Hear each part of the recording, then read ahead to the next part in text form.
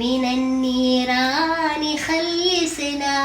അയ്യേ കൂയി, നീ ഇപ്പോൾ അലിഫ് പഠിക്കുന്നുള്ളൂ. പത്താ കൂയി കൂയി കൂയി. ഞാനൊക്കെ പാട്ടൊക്കെ പഠിച്ച്.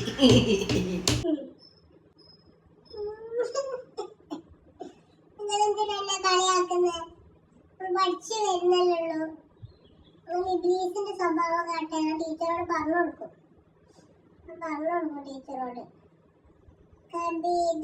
ഓ, ഇബ്ലീസിന്റെ സ്വഭാവം ആയിക്കോട്ടെ കേട്ടോ. നീ ടീച്ചറോട് പറഞ്ഞു കൊടുക്കും. എന്താണ് ഇവിടെ പ്രശ്നം? ആ ടീച്ചർ വന്നു. ടീച്ചറേ എന്താ എല്ലാരും വന്നില്ലേ? എന്താ പ്രശ്നം പറയ്.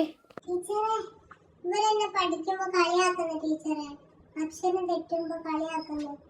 ഇബ്ലീസ് ഇങ്ങനെ കളിയാക്കുന്നു. ഇബ്ലീസിന്റെ സ്വഭാവമല്ലേ കളിയാക്കുന്നൊക്കെ അല്ലേ? ഇവരെന്നെ കളിയാക്കി വായിക്കുമ്പോ തെറ്റിപ്പോയേന്. എന്തിനാണ് ആയിഷ അവളെ കളിയാക്കുന്നത്? ഇന്ന് കുട്ടികളൊക്കെ കുറവാണല്ലോ, കളിയാക്കരുത് കേട്ടോ. ഞാൻ കളിയാക്കൂല ടീച്ചറെ. ശരി ടീച്ചറെ. ടീച്ചറെ, നമ്മളെ ഇബ്ലീസ് അല്ലേ നമ്മൾക്ക് ചീത്ത സ്വഭാവമൊക്കെ തോന്നിപ്പിക്കുന്നത്. ഇബ്ലീസ് എപ്പോഴാ ചത്തു പോവുക? ഇബ്ലീസ് വേഗം ചത്തു പോവില്ലേ ടീച്ചറെ? എന്താ ഫാത്തിമ, ഇബ്ലീസ് എപ്പോഴാണ് ചത്തു പോവാന്നോ?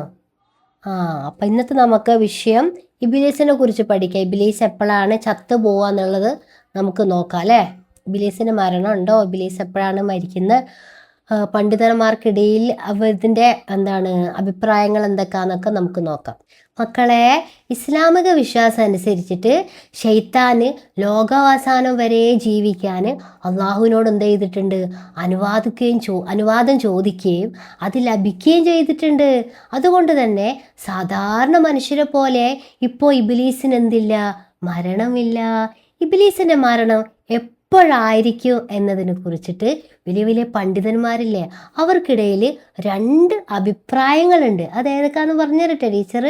ഒന്നാം കാഹളം മുഴങ്ങുമ്പോൾ, അങ്ങനെ പറഞ്ഞാൽ ലോകാവസാനത്തിൻ്റെ ഭാഗമായിട്ട് ഇസ്രാഫീൽ അലൈഹിസ്സലാം ആദ്യത്തെ കാഹളം സൂറ് മുഴക്കുമ്പോൾ ഭൂമിയിലുള്ള എല്ലാ ജീവജാലങ്ങളും എന്താക്കും? മരിച്ചു പോവും. ഭൂമി ആകെ തകർന്ന് തരിപ്പണാവും. ആ സമയത്ത് ഇബ്ലീസ് മരിക്കുമെന്ന് ഭൂരിഭാഗം പണ്ഡിതന്മാരും വിശ്വസിക്കുന്നുണ്ട്. അതിന് നിശ്ചിതൊരു സമയമുണ്ട്. ഖുറാനിൽ സൂറത്ത് അൽ ഹിജ്റയിലെ ആയത്ത് നമ്പർ 37-ലും 38-ലും നിശ്ചയമായ ഒരു സമയം വരുന്നത് വരെ നിനക്ക് അള്ളാഹു താല എന്ത് നൽകിയിട്ടുണ്ട്? ശൈത്താന് അള്ളാഹു താല അവധി നൽകിയിട്ടുണ്ടെന്ന് അള്ളാഹു പറയുന്നുണ്ട്. ഈ നിശ്ചിത സമയം എന്ന് പറയുന്നത് ഏതാണ്? എവിടം വരാണ്? ലോകാവസാനത്തിൻ്റെ ആ ഘട്ടമാണെന്നാണ് കരുതപ്പെടുന്നത്. ചുരുക്കത്തിൽ ലോകാവസാനം വരുന്നത് വരെ ഇബ്ലീസിന് ആയുസ്സുണ്ട്. അതിനുശേഷം വിചാരണ നാളിൽ എന്താക്കും? ഇബ്ലീസിന് ശിക്ഷിക്കപ്പെടും. ഇബ്ലീസിന് അള്ളാഹു താല ശിക്ഷിക്കുകയും ചെയ്യും.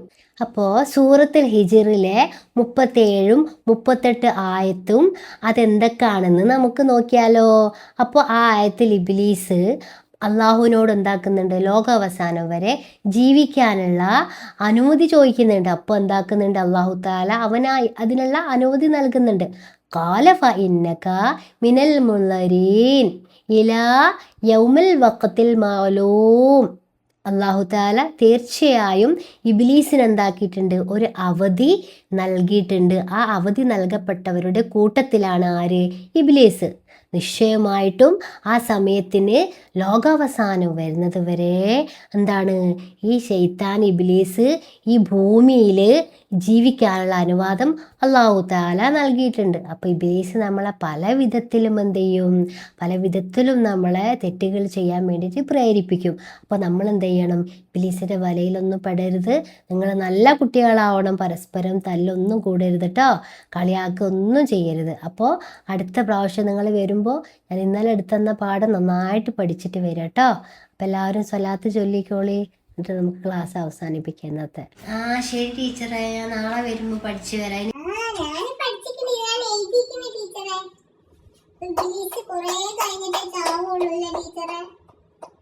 ശരി ടീച്ചറെ.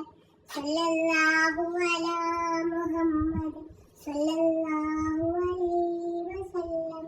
അല്ലാഹുമ്മ സല്ലി അലാ മുഹമ്മദ് യാ റബ്ബി സല്ലി അലൈഹി വസല്ലം.